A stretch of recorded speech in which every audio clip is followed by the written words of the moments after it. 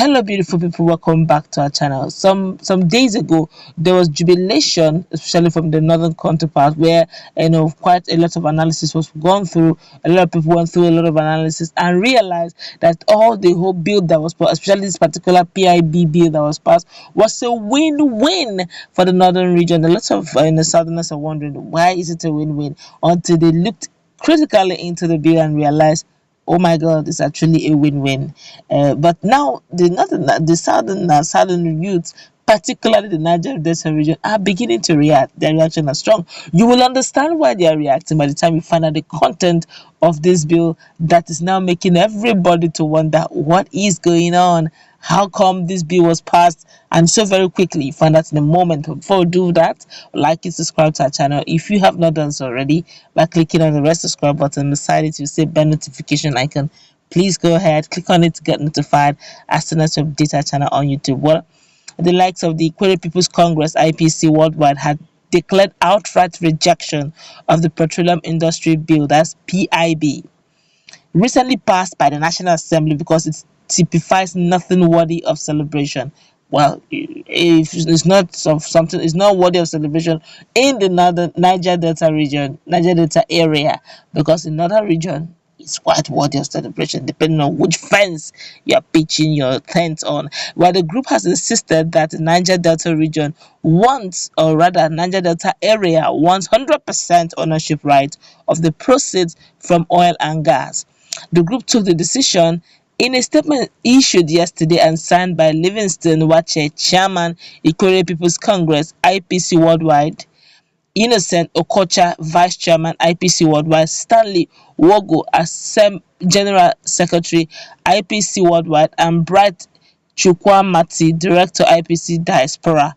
Kwerri and other ethnic nationalities in Niger Delta are the only producers of oil and gas in Nigeria, from where the Nigerian state survives economically and so have the authority to speak for themselves. According to the group, the PIB as structured was no doubt in furtherance to the continuous access stripping of their natural resources as a people and as a region by the Nigerian government. It added that the federal government's passage of the bill was an indication of a continued ploy to occupy and possess Niger Delta resources through coercive means and illegitimate instruments without the people's voluntary consent. The IPC berated the National Assembly, that's the members of the Niger Delta extraction, who allowed themselves to partake in what they called injustice without staging a walkout as a disgrace and enemies of our region. The Kwerri group declared that the 3% proceeds of the resources from Niger Delta region to host communities was ridiculous and insulting. The group said the most ridiculous and the insulting allocation of 3% proceeds to host communities truly defines the unjust and repressive posture of the federal government, which continues to undermine minority rights in this country. It continues to be that as long as Nigeria continues to unilaterally sequester our assets without allowing the ancestral owners of the land and natural resources to determine their economic future as of the right in the principle of federalism, as is applicable all over the world, the economic injustice meted on our people will naturally continue to breed instability. It is unfortunate that the value of oil and gas for host communities in the eyes of the government is rated at 3%, while the federal government, who have no legitimate rights ab initio over the resources, will keep the rest hidden under the veiled technical arrangements. This is more horrendous given the fact that the said host communities have been left to their fate to grapple with environmental degradation that has denied them livelihood. The danger ahead is that as the world transits into alternative energy, Niger Delta, stripped of livelihood, stands as the biggest loser because its environment is criminally destroyed, with the federal government looking the other way.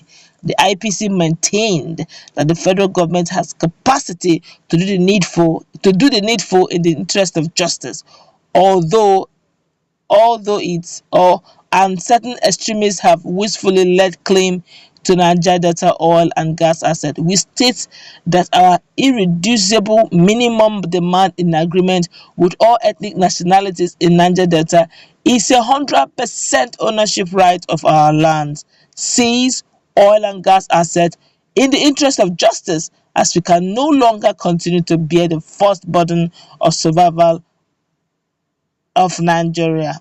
They are really blowing very hot. But another group too, also in Niger Delta, are not even asking for 100% ownership. Find out what, in a moment you're going to find out what they're asking for. Honestly, they need to have a united front. Well, the Urhobo Progress Union, UPCU, has rejected the proposed 3% allocated to oil bearing and pipeline host communities, maintaining its request on nothing less but 20%. At 20%, the other one are saying 100%, this was are saying 20%. The Urhobo Social Cultural Group also condemned and described the 30% of profits for further frontier oil exploration in the north as insensitive, provocative, and injustice to the goose that lays the golden egg. This is a ploy to use NNPC to channel a huge 30% of oil proceeds to the north. President General of UPU, Joe Omene, urged in a statement made available to journalists on Sunday in Warri, Delta State. According to him, after years of delays because of insistence of the people of the region for a just and fair share of their resources, with the demand for a minimum of 20% for host oil bearing communities, what had been passed eventually as Petroleum Industry Bill is a betrayal of lofty dreams after decades of legislative macabre dance and relentless conspiracies.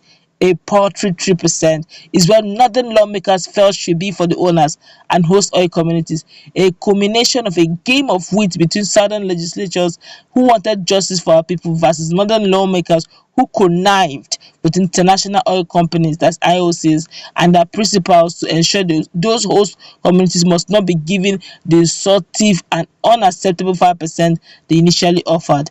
Even this unacceptable 3% is also unredefined. Is also redefined to include any pipeline bearing communities such as those areas in the north where oil pipelines pass through to convey petroleum products entitled to the same 3% that oil bearing communities from their oil is drilled will be entitled. By all intents and purposes, this will deny the people of Niger Delta a commensurate entitlement of resources in our land, while handing out generous benefit for everyone in the value chain other than the owners of the resources in particular, increasing profit of IOC investors and other people outside the communities that own the resources and suffer the most from the devastating environmental consequences oil exploration activities. The mischievous decision to conflate host oil communities with non-oil bearing communities in defining host communities is a device first to set up communities against themselves within our region and to recruit other communities against the oil bearing communities, an old device of divide and rule colonialist strategy to keep our people busy fighting themselves. Otherwise, a clear distinction ought to have been made between the former and the latter that are mere pipeline and related infrastructure bearing communities, the President General ensured. Omene, who commended lawmakers from southern Nigeria for their efforts in spite of sabotage, however, called on them to boycott the joint session of the National Assembly to be conveyed to pass the unjust piece of legislation to deprive and enslave the people of Niger Delta for their God-given resources. He warned that if they participate in that joint session to pass it, history shall record it, and so shall all those who participated be remembered by history. President Muhammad Buhari, Friday at State House in Abuja, urged the MTN group to make available top of the range services to its Nigerian subscribers. UP rejects 3% for their host communities. All right, you guys have heard it all.